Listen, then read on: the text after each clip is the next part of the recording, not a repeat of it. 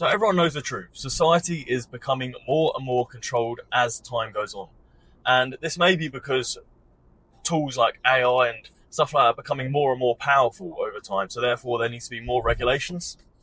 Or it could just be the fact that the government are dicks and they just want to fucking control you. Now, either way, it's not great for life because obviously you're getting fucking monitored every single second of the day when all you want to do is just fucking wank off in peace. Now, we're driving on the motorway now, and there's literally fucking speed cameras every 200-300 meters. Just like, what is the fucking point? It's all a fucking control mechanism to try and control every single fucking aspect of your life. I get the point of speed cameras. You don't want people fucking killing people on the road. Yeah, fair one, alright. But it's more the idea of the fucking extra shit they got to bring in that comes with that.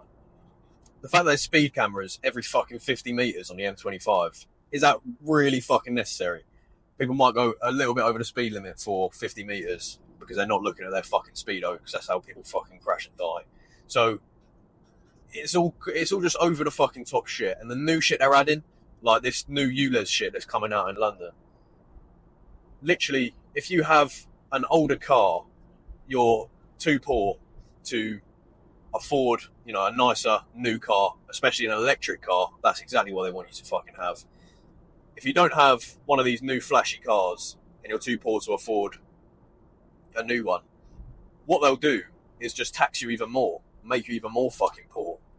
And why is that? You got to ask yourself these fucking questions. Why do they want you to stay so poor and so below the poverty line that they have to fucking tax you just because you got an old car? Yeah, and the thing is they say, oh, it's about the pollution, the pollution.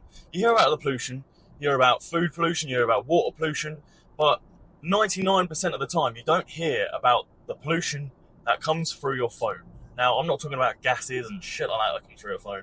Yes, that the destruction and the creation of phones probably do create quite a lot of pollution. But I'm mainly talking about the things you see on social media that is literally deteriorating your brain because you're so addicted to this dopamine response on your phone. Now, not many people talk about this kind of pollution, and it's fucking stupid. They're not putting many monitors or taxes or anything on that yet. They probably will. Shit, quite you know, they probably will be doing that in about a month. But your phone is probably deteriorating your mind more than any of these fucking UZ zones and fucking all of this shit. Your phone is probably your worst enemy.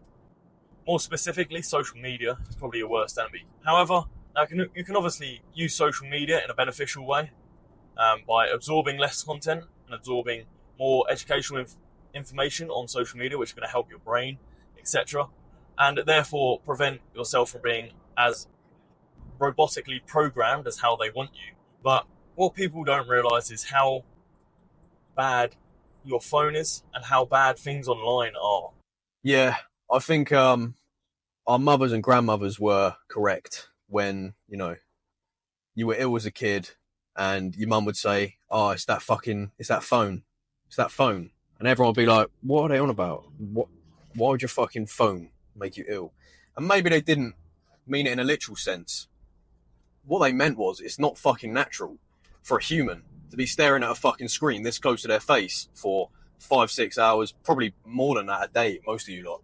And I think now we're starting to realise the detrimental effects of teenagers especially corrupting their fucking brains with TikTok and all this shit, and they can't fucking pay attention in school. None of this fucking shit. I saw a video the other day of a probably 2-3-year-old kid at the barbershop, and he was screaming and crying in his chair until his mum came over with an iPad and started holding it in front of him like that and scrolling through TikTok like this. Stopped him crying instantly. It's fucking nuts. I'll try to find it and put it on this video. But shit like that is so upsetting. Because you kind of realise the shift. Obviously, when we were kids, we didn't have nothing like that. Probably got smacked, didn't you? Yeah, 100%. Shut the fuck up. Stop crying. You got a fucking smack and early bedtime. No TV for you tonight. But now it's like, oh, you got to give Jimmy an extra 5 minutes on the iPad because he's upset. Where's the fucking logic and the discipline and the way that people are raising kids now? Like, fuck Jimmy, mate. Give him a left hook to the fucking jaw and tell him to shut the fuck up. Otherwise he's getting another one. And he probably will. Give him an iPad, you're going to cry again in 10 minutes. I'll give him the fucking cure for his fucking ADHD. Easy. No, but that's the thing, because, okay, ADHD as well. That's another one. Obviously, I'm not a doctor. I'm not massively educated on this topic, but food is definitely not helping. What people are eating, fucking Rice Krispies and shit. It's normal food, isn't it? Like, I'm pretty sure the Romans used to eat Rice Krispies for dinner. It's just like, so that's one fucking problem, which is causing, obviously, brain problems. And then another problem is constantly scrolling on your phone every 24/7. Think of a natural human, maybe about 50,000 years ago. Not even that, let's say 10,000 years ago. Did they have Rice Krispies for dinner? And did they have ADHD? They probably had neither of them. They probably heard of neither of them. And obviously, some people may disagree, but then people that are probably disagreeing, probably less educated and probably don't know too much. So you need to kind of think of how modern day problems that are occurring, how they're related to modern day, let's say, solutions or normalities. Having a speed camera every 50 meters isn't really normal. Being watched every time you leave your house from every single fucking direction isn't really normal. Being tracked by your phone every single day isn't really normal. However, we just accept it as the normal. Now, understand there's new things, have new responsibilities and all that, but fuck me. I think that you can see with your very own eyes, and everyone can, very, very clearly, how much like phones, modern technology, social media are affecting most young people now. Even myself, like, I can say 100%, there is a lot that would keep me on my phone. Yes, obviously I work on my phone, so I can use it to my benefit, which is the difference between, us and other people our age. But I think that when you see the actual effects of how it, is negatively affecting the population, and especially our young people, but yet it's still encouraged to, get on social media.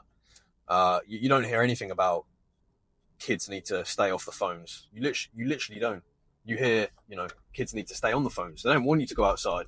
They don't want you to, have real life friends. They want you to stay on fucking Xbox, playing GTA, wanking off to this fucking strip club, GTA 6. It's like, there's a fucking reason why they're purporting this, and then saying that everything else is bad. Oh, going out for a fucking kickabout with your mates, it's too dangerous as a kid. It's too dangerous, you get kidnapped. You're not allowed. Whereas back in the day, like, when we were kids, it was, you can't stay on Xbox all day. You have to be out, and you have to do this.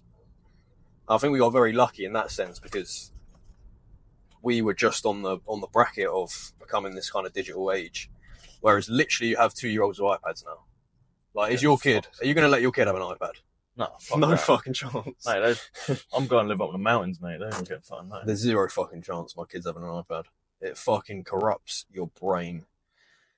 And, yeah, I think more people need to wake up to the realities of why they're pushing this. If it was truly a problem for them and caused a problem for them, that we all had access to social media and, all our brains are corrupted. If that was a problem for them and didn't allow them to control us the way they wanted to, they'd stop it straight away. They'd be like, yeah, there's a fucking phone tax. If you spend more than 2 hours on your phone a day, then you get taxed. And they would actually bring that in if it stopped them from doing exactly what they want to do. But it's not. It's allowing them to do exactly what they want to do. So you got to kind of wake up to realities. And phones, social media, all this is a big, big problem. But also can be a benefit. Especially if you're working online, you're making money off of this kind of stuff, off of people's attention. This is why I massively purport the fact that you need to create content and not consume content. If you're scrolling on TikTok all fucking day, you might as well be creating content. At least. Because it doesn't take any extra effort. You're just fucking sitting there, as I'm doing, talking to a fucking camera. It's very, very simple. And no one really utilises it. And they don't really realise the money that can come from it. How you can benefit from people's addictions and the sad way that the world is going. But it's certainly something that needs to happen. Jumping in there, because obviously people are online and they don't know what the fuck they're doing, because it's such like a uneducated age. Nobody gets taught how to use their phone correctly, not just to benefit them, but in general life. No one gets taught how to use their phone. So there's a lot of uneducated people online, which are almost wanting to be told a certain trajectory or certain path to go down, which is going to improve them in life. So if you get online and you start using it to benefit you by absorbing information that's going to benefit you, and then rephrase that and project that out onto online, then you're going to end up in a good state. I think the main takeaway from this is that if you're watching this video, you're probably on the right path anyway, because you're watching clearly business related things on YouTube has been suggested for you. Things like this, you understand what we're saying at least. I don't think we're reinventing the wheel with the things that we're saying right now. But it's always important to reiterate and know that you're not the only one that fucking knows this, that there is other, normal 20, 21-year-olds out there, such as ourselves, who are using these kind of things to our benefit, actually working on these things and trying our best to profit the most off of the situations that we've got going on. So you're definitely not alone. And there are ways that you can make money off of the sad way the world is going. And this is something that we teach on our YouTube channel.